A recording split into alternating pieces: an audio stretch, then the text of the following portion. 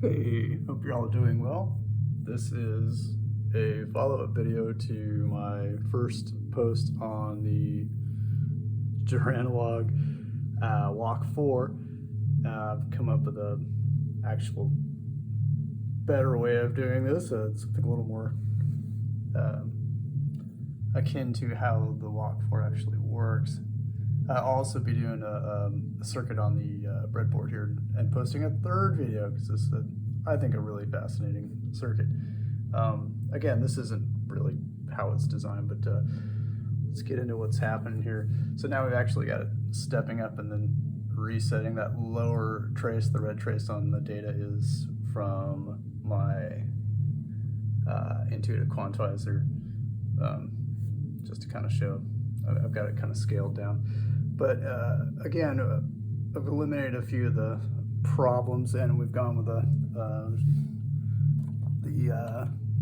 WMD toolbox. It's got a great comparator in there, and if you can see it through all that spaghetti. But yeah, if you can get your hands on one of those toolboxes, they're a great little module, and they've got all sorts of things built in. So we're using the actual precision adder, the compare, and yeah, let's get into it. So we're still using the SL 3KT and the A148, the wonderful Deutper sample and hold dual. And what else are we using here? I'm using the propagate, the top channels as an actual gate delay, and the lower channel I'm actually using more as a pulse stretcher. So let's look at the diagram real quick though. Here, just a little scan across here to my tape section. And then yeah, here's some of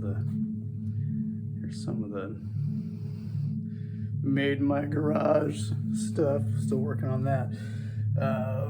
Hope you guys can see it. It's in pencil because my dry erase board sucks. But yeah, here's a little simpler setup, and I'm calling this my pulse stretcher. Sorry I didn't label it. But yeah, so it's a little different. It actually is now just right stepping up and then resetting. So let's cruise back over here and take a look here. So I'm using the 4 to 10. I'm using this guy as my actual incremental voltage. Right. So that's a spot you could definitely do some modification to. Also, you know, in between the sample and holds and the actual adder itself, you can also put in a nice slew limiter. I don't like the contour one, so I'll use that in a later post. But yeah, it's got some interesting applications, and you know, with the modules you've got in your case, you can definitely kind of patch this up and get a simulated version of you know, what's happening. Yeah, I think it's pretty cool. And again, I'm going to be breadboarding this circuit and doing an actual, you know, real representation, because I think what's actually happening in the Walk 4 is that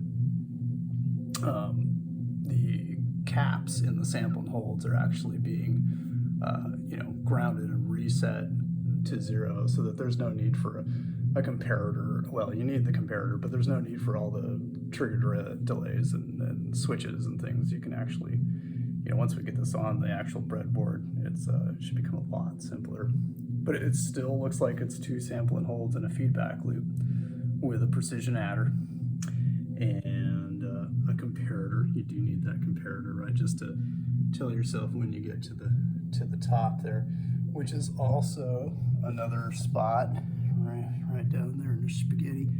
That's another input on your negative side of the comparator that you can use, right, as an adjustment, kind of a chase it, you know, value, which you can, you know, raise and lower that, kind of like an accent, kind of like the same way the Javelin has its little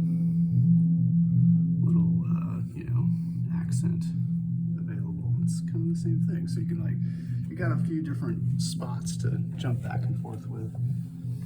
All right, so I'll go ahead and release another video with the circuit on the breadboard, and we can get into more specifics on that thing. But I think it's super cool. I mean, it's, you know, it's, as you change your incremental voltage. Right, so you're getting,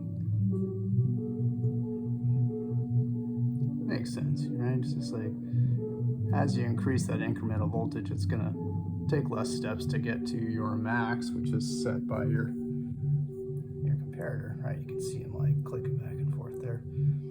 Yeah, and I tried to use the comparator on its own without without doing a pull stretch on the output, but it just isn't on long enough to get the SL3KT to do its little flippity flop thing. Yeah, cool stuff. I think it's pretty cool. All right. Hope you're all good. Thanks for watching. Take care.